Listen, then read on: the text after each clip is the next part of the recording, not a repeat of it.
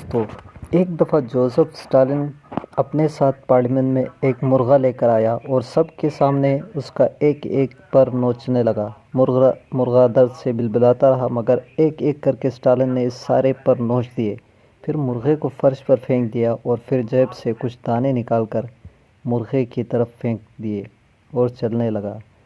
تو مرغا دانہ کھاتا ہوا اسٹالن کے پیچھے چلنے لگا۔ اسٹالن برابر دانہ پھینکتا گیا اور مرغا دانہ منہ میں ڈالتا ہوا برابر اس کے پیچھے چلتا رہا۔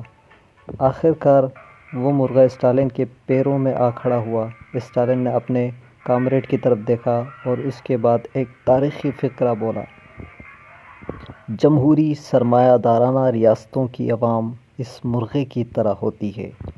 ان کے حکمران عوام کا پہلے سب کچھ لوٹ کر انہیں اپاہج کر دیتے ہیں اور بعد میں معمولی سی خوراک دے کر خود ان کا مسیحا بن جاتی ہے۔